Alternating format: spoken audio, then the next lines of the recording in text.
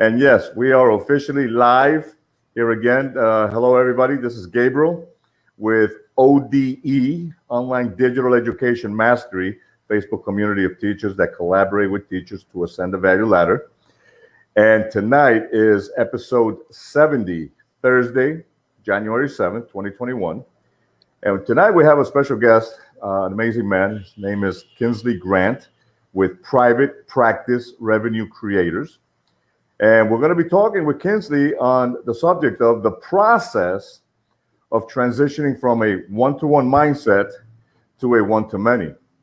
Now, Kinsley Grant is helping psychotherapists who are in private practice to shift to earning more without adding more clients to their schedule, which is definitely a good thing to do. This interview with Kinsley involves or revolves around psychopreneurship, which is a phrase that I'm starting to really like a lot, as socio-human behavior that facilitates achievement and wealth creation. The aim is to establish psychopreneurship as an indispensable and emerging paradigm of knowledge in the field of work. It is therefore recommended that the subject matter of psychopreneurship should be embraced by all practitioners involved in the work and socio-human endeavors. So everybody, please, if you have any questions, feel free to ask them. Hashtag, live where you're coming from. And everybody, please welcome and say hello to Kinsley Grant. Kinsley, welcome to the show. Thank you, Gabriel. It's great being here. I've been looking forward to being here with you and just to see the incredible work that you're doing and the value you're bringing to the community, and just what you're sharing is really, I had to make sure I'm a part of this because something big is happening and I want to be a part of what happens big. And Gabriel, you're doing it. So thank you for having me here. Thank you very much. And I remember when you and I first started knowing about each other was about 5-6 months ago, because we collaborate in the same group. And, we're starting to relate to each other a little bit more because we have been evolving. And it's fascinating, not just us, but, yesterday with Danny Scholes and so many other people in the community that we, that we pertain to. And it's nice to see this growth. Yeah. I'm enjoying what I'm doing, helping teachers. And, my goal is 688,000 teachers this year alone, and it's a tough task, but your task is not any easier. You're tackling the psychotherapy. Yes. You're going right to the core of what mindset is all about. And that's really more fascinating, which I think is great. Let me quote Johann Wolfgang von Goethe. You can easily judge the character of a man by how he treats those who do nothing for him. Mm-hmm. And I think that speaks very clearly about the mindset. What industry-related problems have you identified, and how are you responding to it? I think that's really, I love the quote that you mentioned just now, but how you can identify and tell a person's character, right? How he treats those. One of the things that I have found, I find how we relate to people and how we make them feel is so essential to what it is we can create, right? Because people don't so much want to know what you know. They want to know that you care and that you make them feel a certain way. Yeah. So what I find that, especially in the industry of the psychotherapy or therapist clinicians, the mental health space, that I find is that many of us, I want to share a brief story here. When I had gone to school for my master's, I remember one of my professors said this and in a class, and I guess you've been saying it for many of the classes you've taught. She said, if you want to make money, you're in the wrong industry. I'll never forget her saying that, if you want to make money. And so interesting that I've been a part of some of the groups on Facebook, and I've seen some people have mentioned that who I didn't know that they also were told that this is not a space to make money. And so I realized that that's one of the problems, that somehow we kind of equate our service, bringing value to people, that we should not just do that and just kind of give it away, so to speak. So that's a problem, a mindset problem. And here's how I frame that, Gabriel. I believe that we have value on both sides. Sometimes a person's value may be in the money they have. That's their value. And I want to make sure I acknowledge their value and give them dignity around that. So there's someone saying, can we trade value? You have a value I want, I need, and that is the help me in my mindset, help me in my mental issues, help me in my relationships. That's a value you have. I Right. trade you. So if I don't receive your money, I'm just simply saying that you don't have anything valuable to give. And I put myself as superior and the expert. People don't want to feel that way. So No. I want to raise your status by simply saying, I want to exchange value with you, appropriate value. So the industry, one of the problems I find that we have to overcome, especially in the mental health industry, is one of the ways to raise people's dignity is allow them to have an investment into something that's important to them, because they'll value that a whole lot more. And so my professor, I know she was well intended. I want to realize, she want to make the point that, we are there to serve people and help people. And I get it. But it doesn't mean we can't have both. It doesn't have to be an either or. It could be a both and. So why can't we then raise the value that we have and have people raise their value by just saying, hey, let's make this transaction and a fair exchange. And me doing that is really bringing dignity to you and saying you have something to offer. Let me not cheapen that. Let me not devalue that. You have a right to be able to participate and be equal in this exchange. And so that's one of the problems I've noticed in the industry. And another part I've also add to that, Gabriel, is the idea of feeling as if we have to constantly be there all the time. And that's a huge problem that I know we talk more about that later on, but it led to so much burnout. I've seen people who have entered this space, just in the last 5 years or less. And many of them are speaking about burnout already. I've been at this for a long time. When I first started my business, my practice in 2008, that's almost 12 years, over 12 years now. And so I've been in it for a while. And one of the reasons why I've been able to maintain is because I've created balance, and I've kind of understood this mindset shift that we have to change our mentality, change our approach if we're going to really impact people's lives on a broader scale. And I believe we have much to offer, and we have to change our approach if we're going to impact the masses. And that's why I say one-to-one is fantastic, is great, but imagine doing one-to-many and bringing more value to a whole lot more people at one time than just one person. And I believe that's what I'm called to. And so I'm trying to get this message out to other like-minded clinicians, or even try to help them to understand they've got to shift this way for sustainability and duration. Yeah. A lot of what you said resonates clearly with me because, I believe totally, that teachers are magnificent people. Educators are magnificent people. But because we're also, yes, let's just say human beings, okay, we separate our careers from our personal lives.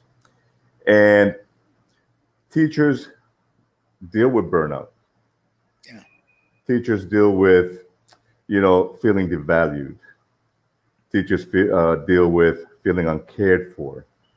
There's so many things that you said that are directly related to even the teacher space.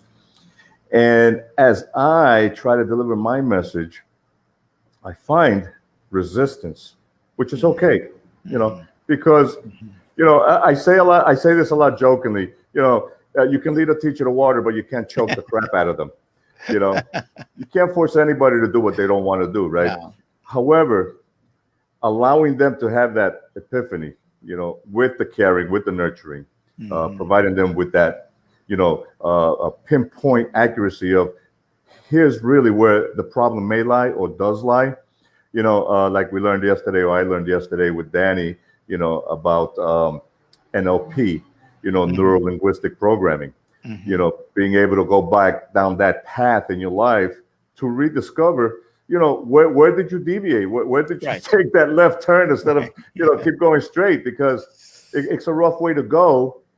And then to be able to come across you and I and Danny and everybody else that, that we already are familiar with, who are doing the greater work, right?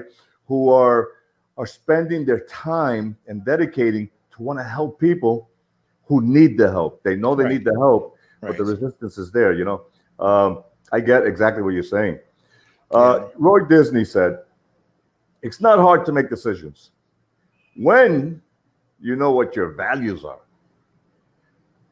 Why is that so important? And what is your added value? That's That's a very deep question and a very good one, because I think sometimes we underestimate our value, not just the value we bring, but the value in ourselves. And I think for too long, especially in the space of the mental health, sometimes people feel that we ought to almost like just serve and serve and give and give and give. And because we're bringing value to someone's life, making their lives better. And how do we dare ever want to put a price to that? So somehow, right, they're kind of devaluing our work. And Right. I just sometimes say, I wish I could tell my student loan people and my who have charged me, thousands and thousands of dollars, that, hey, Yeah. I'm going to do good work. I'm going to help people. Therefore, you should not be charging me for any of my classes. I would be like, still not right today. I would not be paying debts today. How many years later, I'm still paying student loan, right? So I think we have to, number one, realize have value in ourselves, meaning that, recognizing the depth of your being and what it is you are about, what transformation or change agent you can be in this world, and value that. It's so important because people have devalued us in different ways. I understand some people are being brought up in homes where they're devalued. What they do is devalued, especially from the Caribbean, from Jamaica, right? I grew up where if you weren't a doctor or an attorney or one of those skilled professions, you were nothing. You had to be one of those things. So most families and parents would push their children, whether they like it or not, to become doctors or attorneys, and they hate that. But there's some saying we don't value anything else that you bring to the table. So some people grow up with that around them, where they're being devalued from a very early age. So they don't see their lives as valuable. They don't bring value to people, and others have made them feel that way. So we got to start with that and renew that mindset, like you said about Danny yesterday, talking about revisiting those places. Where did we go off track? And sometimes it's not that we actually went off it. Sometimes it's people have kind of forced us off it by what they've said to us, how they've behaved around us, what they've done to us, have thrown us off. So sometimes it's not so much our own doing, but where it came from, we have to go back and find, how do we get back on track? How do we begin to value what we offer and value ourselves? And that's where I think coaches are so important, because a coach can help you, and of course a therapist can help you in that regards, but a mentor, somebody can help you to really get back on track if you don't know how to get there. But if you don't have that, you're not going to see what you offer as valuable. I struggle with that for many years, and I have a hard time sometimes charging and raising my fees, because I'm thinking like, is this value? Because you can't measure it. It's not like a product, right? You can just measure it. It's almost an abstract thing. But I have to realize that if I can help a couple change their lives, remain in a family relationship, I could save them thousands and thousands and thousands of dollars in the long run through, attorney's fee and all those different things. If I can get a person back on track who can make an earning of thousands and thousands of dollars later, that's the value. I can't put a price to that. So I have to realize it's not just immediate, it's long-term. So we have to start thinking that the long-term impact and influence we're having in people's lives, and use that to value part of what we do. So I think that quote, "It's not hard to make decisions," like you mentioned at Roy Disney, is so important. But to know your values, I think, is even more so important. And the value added is what you're doing to helping people better their lives. How your value is changing people's lives, changing their situation. I mean, and go on and on. Like you as a teacher, because I do adjunct teaching in the university as well. And so I know what it is like to be as a teacher, to prepare your work and giving value to all those students. And you may not see it right away, but imagine I have students who have left my classroom today who are earning, more than I am, and I had a part to play in that, So how do you measure value? I have to start thinking long-term and bigger picture. Right. When you say long-term, it's kind of like, it's the opposite of today's mindset, because the digital era since since the year 2000, the commencement, instant gratification happens to be what most people now are wanting, and they want it now. They want to feel better now at any level.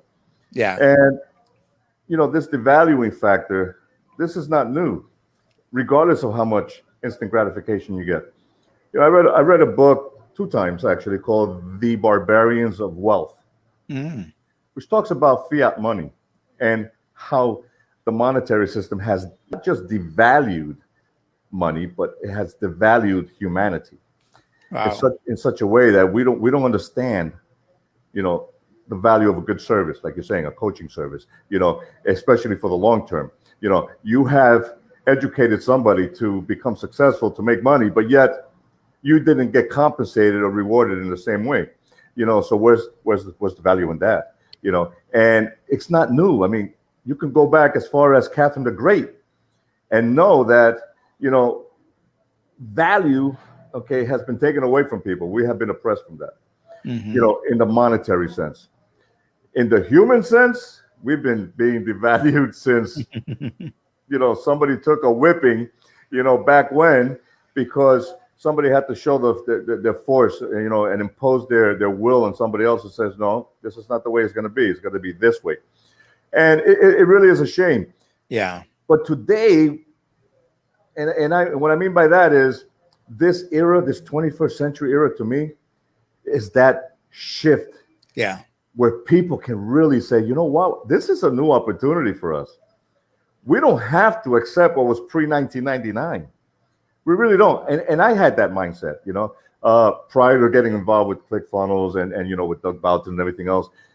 I really didn't start focusing until October of last year. But see, moving forward, even until now, I understand my message and I understand my personal value to the point where this is how I'm sharing it and sending my message to educators that I deal with. It is time to accept the fact that if you're feeling devalued, it's okay to ask for a coach or a mentor or a life coach or somebody, a psychotherapist to help you out with that. Because quite frankly, you need that service. Yes. If you want to, get over that hurdle that, life sucks. I'm not succeeding where I should, or I'm not growing personally. You can grow personally now if you accept the help from people like yourself, which is an amazing thing, because not only are you helping people identify their problems, but you're also creating wealth for them along the way. Yeah. And isn't that what everybody wants? Yeah, definitely. They don't want to feel devalued personally, but they also want to have monetary value. Well, it goes hand in hand in this century. And you are a gateway to that, which is an amazing thing. Thank you. And I think that to add to that, Gabriel, you're so right. I think that people in general we all have this desire to be, whether it's to have status of some kind, right? We're looking for love. We're looking for status. We're looking to be, recognized. We all have that in us. When I hear people say, I don't care about that, really, because they do care why they're saying they don't care, right? Right. But we all have that innate desire. And I think when we can recognize what our contribution is, what we are bringing to the world, and see people respond in a very positive way to that, then it also helps us recognize this might be something we need to do more of. And I find, especially in the, so as a teacher and in mental health, we also do something very similar. We're teaching, we're educating, we're informing, we're raising somebody's value up through what we're doing. And I find that sometimes we, as the clinicians, as the people who are doing the work, may underestimate, I used that word earlier, but we underestimate what we do and don't hold it in high regards. I never used to always think this way myself, Gabriel, but I would kind of second guess myself and think, man, what kind of difference am I making? But I've been at this long enough to hear people come back and say, you don't know what difference you've made. You don't know what our lives are today. This is years later. So I have to look at that and realize, wait a minute, Kingsley, it may not be all, but there's somebody out there who needs your message. There's somebody out there who needs to be elevated, and they're waiting for you. And so I say many times, the world hold its breath, waiting for you to step on stage. Right. Because we're in the 21st century, those very clients, they're in a great position to provide you kudos with testimonials now. Yes. Pre 1999, okay, nobody was privy to that, or at least wise to that. But again, it's a reciprocal thing. You know, I'm doing a great service. You're doing a great service for your clients, your students. Reciprocate that love as well. You know, that kindness, and put out a testimonial. Put it on your page, man. Yes. Let everybody know that Kinsley Grant is the man.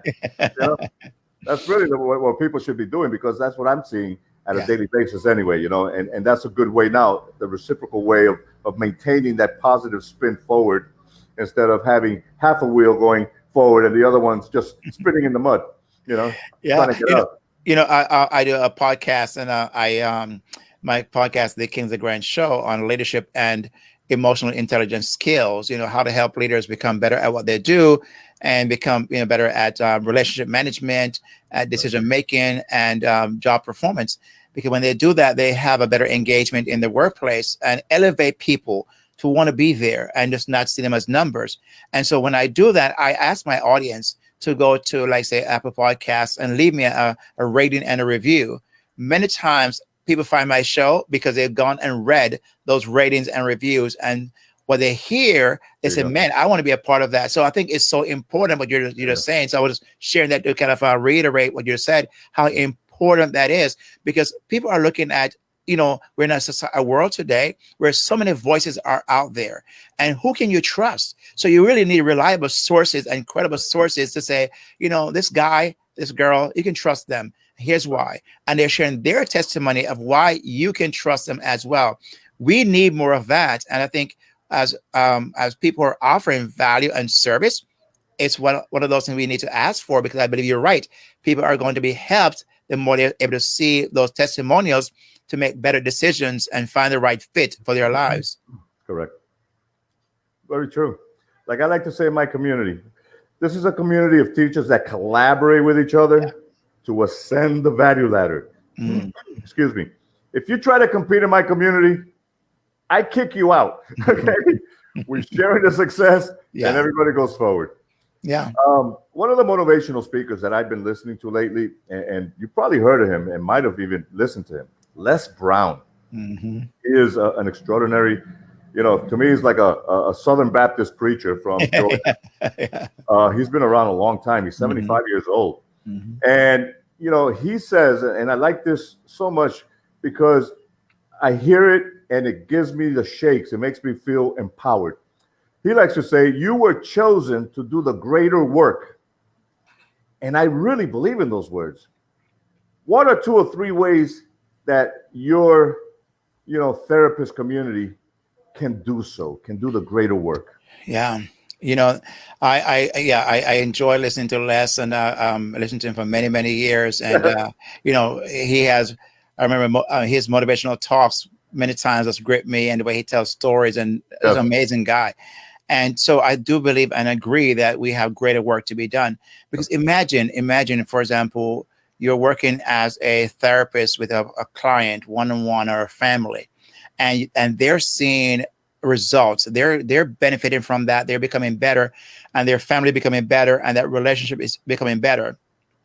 There's not a whole lot of us to go around to meet all the world's, what is in this. We are outnumbered. There's no way we have enough of us. And if we believe that our work is so important, we can do greater work by taking it out to other people, to take it out to the masses, because I believe there's people out there who, just need a morsel of what we have, not even a full meal. A morsel would be enough for them. So we have to start thinking that, I think to me, it's selfish, and just where we just want to hold it onto ourselves. I believe that we can take that message and realize we could impact more people. How do we do that? It's hard to do that one-on-one. We don't have enough time, enough energy. We don't have enough hours in our day to do that. So we have to look for other ways, and that's what I have teaching my community as people who are in psychotherapists, who are in private practice, who want to become psychopreneurs. Simply saying we can actually earn more without adding more clients. Where someone's saying, hey, you have a skill. I mean, an incredible skill that the world needs. And great work is getting that skill and that message out to them, getting that work out to so much more people, the parents, the single mom, single dad, that child, whatever the case might be. So greater work to me looks like getting that one message to more people quicker. I mean, faster, put it in their hands. And sometimes we can't access them because they can't come to us. Why can't we go to them, find a channel to get that message to them? So greater work will look like packaging your skill set and say, how can I get this to somebody else who may not be able to find me any other way?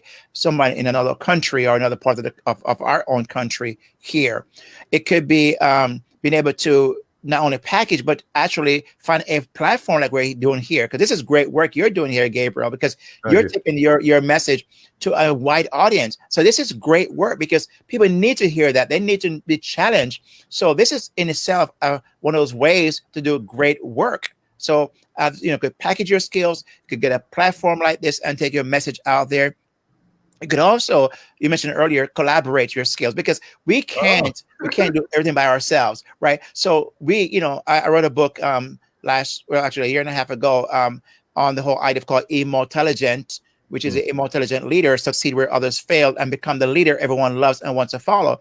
And I talk about 7 principles in that book.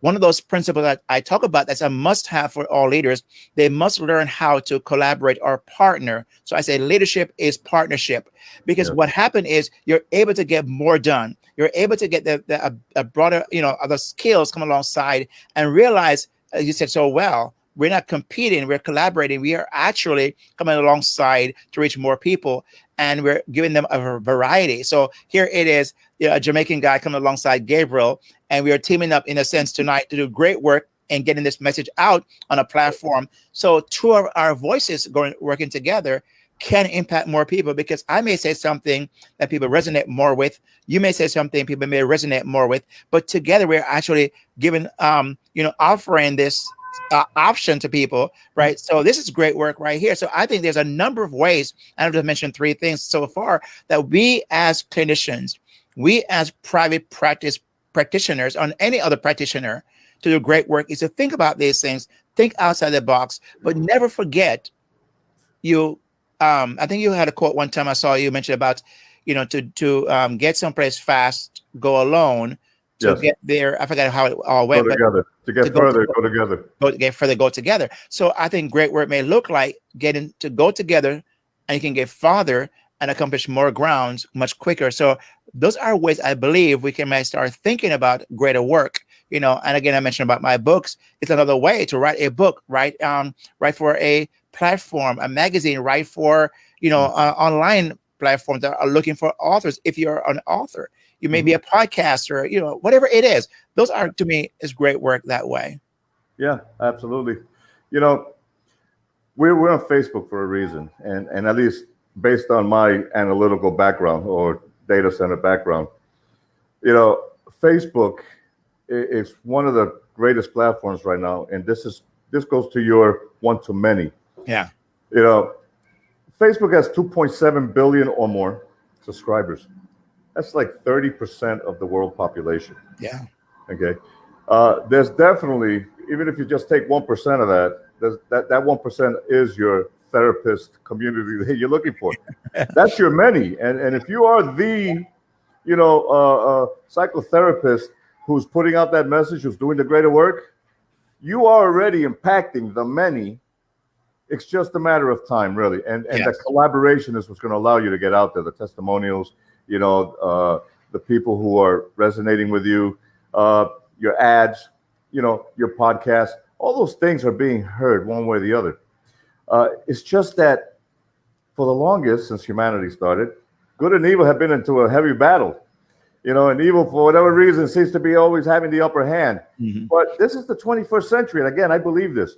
I believe there's a pivot here. Good will win this century. Maybe only for the first 100 years, of this century. It could become evil after I'm dead.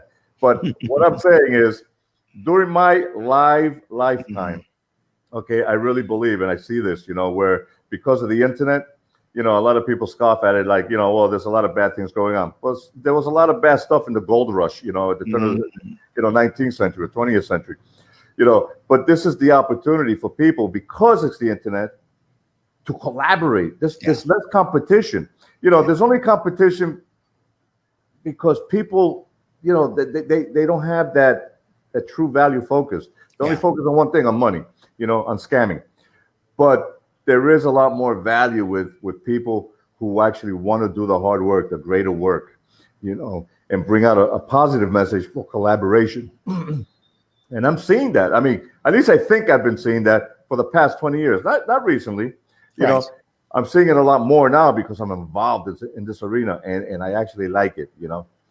Teachers hear me. They're wondering, can I trust this guy? Mm-hmm. You will. You will. George Burns, one of my favorite comedians, and he's deceased for a long time now.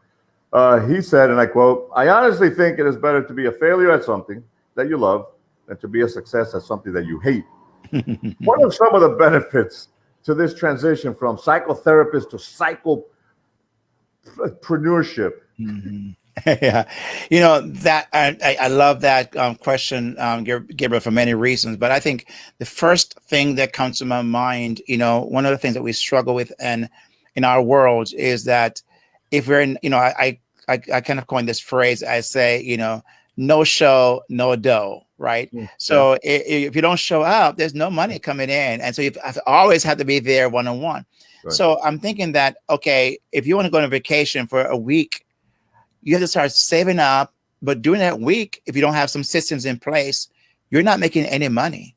Oh. And so some therapists, some clinicians do not take vacation. They can't afford to take vacation. Right. They don't have the flexibility. And some, I understand, don't have their private practice. So they are working with an agency. And so they have to show up like a 9-to-5 job. And I respect that. I appreciate that, because, some have to do that, and I get it. But my point is that many of those who suffer burnout from that feel like they just can't sustain that pace, because it requires you to do long hours. Seeing, 8-10 clients per day, and the mental work that's draining. At the end of the day, when I have 5 or so clients, or sometimes 6, I am drained. Because I've given every client get my 100% of me. I don't go into a session without giving my clients all of me, because I think to me, to give them less is to show that they don't deserve. And I think they deserve it. And I want to show up my best self. So I find I can't do 8, 9, 10 clients a day, because I'm not going to be of good and good for that one person who needs me to show up 100%. But the whole idea, though, is how to sustain that over a long period of time. So one of the benefit is to be able to have the flexibility, right? So when you are a psychopreneur, that means you're using your psychotherapist skill as an entrepreneur. And that's not everyone. I want to mention this. Not everyone are cut out for entrepreneurship, because entrepreneurship is right, as you know this very well.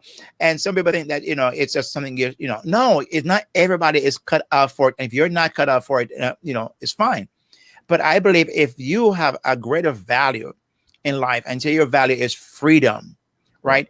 And you value freedom, it's hard to have that when you have a 9-to-5 one-on-one, because you have to always be there. You don't have a freedom to choose when not to be there. Well, you can, but at a cost to you. So you have to look at the opportunity cost. It may cost you too much to take off a day, much less 3 days, much less 3 weeks. So one of the benefits of transition from a psychotherapist in private practice to a psychopreneur, it allows you to become more the driver of your destiny, become the one who's in charge of the how, when, where, what of your life. Because you can show up tomorrow morning for an agency and they tell you, I don't need you anymore. Right. And you put in all this hard work, you show up every single day, don't take a vacation. So that's not for me. I value freedom.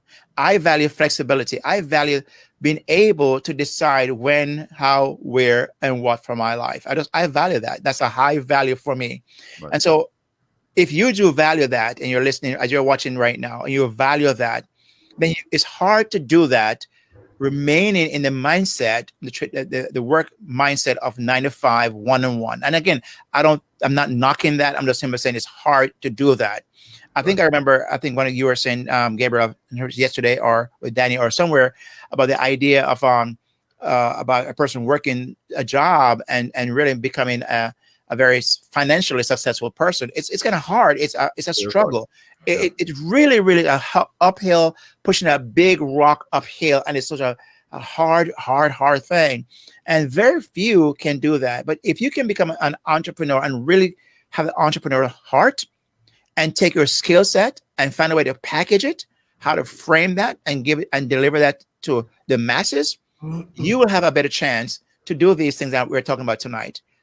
Imagine being able to go on a vacation and come back and make as much money or more being away. Imagine that. Right. That's what entrepreneurs or psychopreneurs are able to do. And that's why I'm challenging clinicians or psychotherapists who have their private practice to start thinking about this. Now, people who don't have a private practice, can it apply to them? Yes, because they could work their way out of a 9-to-5 job and be their own boss and create, because they have the skill sets to do this. And I think they're just one skill away from their success, one skill away from whatever they want is one skill, and they already have that. So what I try to do is help them to identify what that one skill is and to use that and 10x, 100x that one skill. That's why I think the benefit from a psychotherapist to a psychopreneur is so high priority. Yeah. I tell my teacher community all the time, and I say this a lot, you can monetize your experience and your academic achievements, to accomplish that desire that you keep looking for on the internet. Because how many people, whether it's an educator or not, query, and this is one of the most queried questions on the internet. How do I make money online? How do I get rich quick? Everybody's chasing that dream, that desire, but nobody, due to, I guess, stymied growth, they don't want to do the hard work, the greater work again. They just want it to happen like, it's magic dust. And, I'm sorry, you're right. There's a lot of teachers who are not going to make that transition. I mean, they're just comfortable and feeling safe. But I'm not mad at you for that. Right. Look, the fact of the matter is, if you do the hard work for 90 to 120 days, you're going to see a big difference in your life. Like you said, take a vacation. And while you're on vacation, you're probably going to make 2 times the passive income while on vacation. When you come back, your trip was paid for. Yeah. I think, for going back to, when I did adjunct teaching, I would have teach 2 classes for that semester. And so what happened was I was stuck in teaching those 2 classes every week for those X number of months. I had to show up every week to do that. That was a side hustle on my part, so to speak, because I love teaching. I'm a teacher by heart. I love to teach. So doing that I had fun doing it. But I also could not just decide to pick up and go away because they needed me to be there. And I have nothing, that's a great thing. But some teachers have that set schedule they have to show up for. But I'm like what you said, they could package, again, their skills and find a way to monetize that so that they could actually decide when they want to teach, how they want to teach. Like you, I know that you are online a lot teaching. And so you can decide to do a contract this year or not do one next year. You can it's up to you to decide what to do. And that's why I think that it's the beautiful thing about being your own boss, being in charge of the how, when, why, where, and so on. You can't beat that if you value the things we're talking about here tonight: freedom, flexibility, being in charge of your life, those kind of things. It's a choice. It really is. Woody Allen said, if you're not failing every now and then, it's the sign that you're not doing anything very innovative. What are some of the services other than counseling that therapists can offer to generate more revenue? I kind of hinted at some of that earlier, because I believe that as therapists, we, like I said, and maybe I'm going to be biased, we're especially trained in certain ways how to do human relationship, how to communicate. Those are high value, high things that we're trained to do. Right. We could actually, do coaching, right? Coaching is, I believe that a therapist, you are ideal as a coach because you've learned how to have reflective listening. You've learned how to frame conversation. I mean, you have the skill sets, and some people who are in coaching today, and I have nothing against, people who are coaching, but I can tell you, I've gone through many coaches with myself, and I'm thinking that, this person could really use some of the skill sets we were taught and we learned as therapists, right? So you could do a coaching, and actually, here's a good part. we have, in certain states, we have certain regulations we have to abide by as therapists. Our licenses are only good in certain states unless we have multiple states licensed. So we have regulations upon us, high, because we deal with people in mental health. So they really are hard on us. And so they're constantly regulating us. As a coach, if you were to be a therapist and you go into entrepreneurship and become a coach, you don't have that regulation. But you're going to offer zero regulation, right? But you're going to offer high value because you're taking a skill that can be rewarded higher than what you're getting paid. You cannot price your therapy work in high enough unless you're somebody who's one of those, the exceptions, right? But for most of us, we have a certain ceiling. Our community dictate that. But imagine charging multiple times, 100 times that per se, in coaching. So that's a great place to offer other than counseling. You can do group coaching, one-on-one coaching. You can actually, I mentioned earlier, offer a course because you have taught courses and do group studies.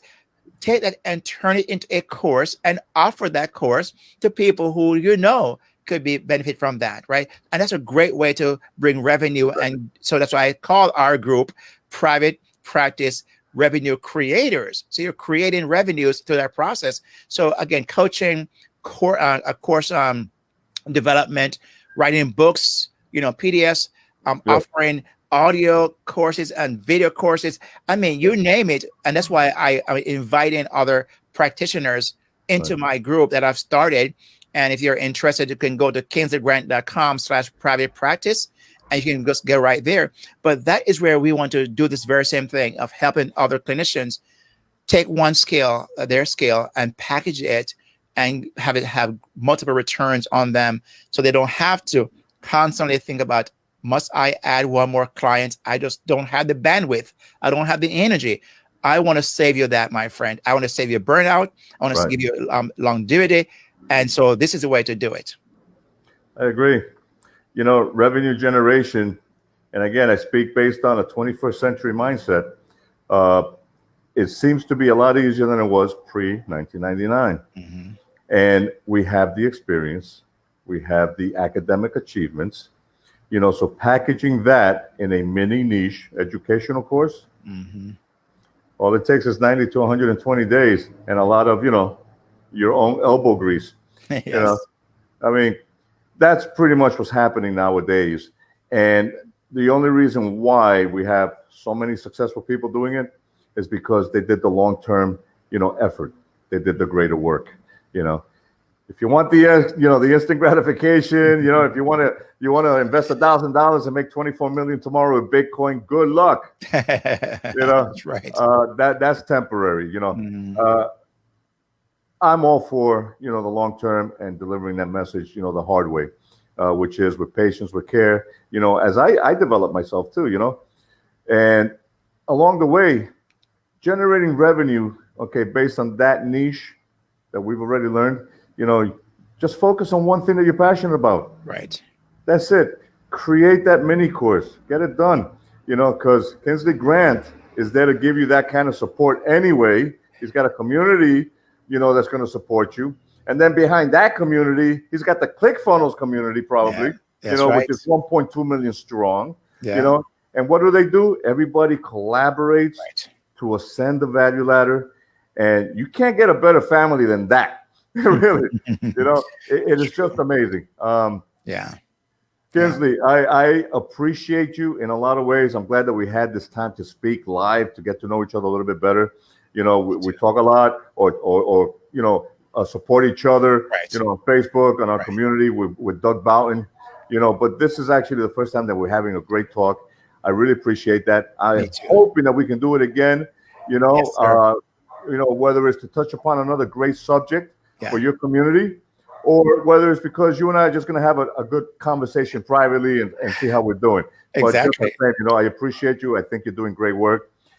Anybody who's interested in wanting and should be interested in wanting to be a private practice revenue creator, you must go to Kingsley Grant's website or webpage in Facebook. And please, Kingsley, remind everybody what your webpage is. Yeah, if they go to Kingsley Grant, KINGSLEY Grant, GRANT.com/private practice, and that's one word, private practice. It'll take them right to that group that I've mentioned just now. Thank you for allowing me to mention that. Oh, absolutely, please, and you should brag about that. Yeah, of course. Bringing value. Yes, absolutely. Listen, thanks again, really. A lot of hugs and blessings to you. Likewise. And I look forward to talking to you again. So, Definitely. everybody, this is Gabriel with ODE, Online Digital Education Mastery, Facebook Community of Teachers. We're signing off. Thank you for listening, and thank you for all the love that you sent today. Have a great evening, guys.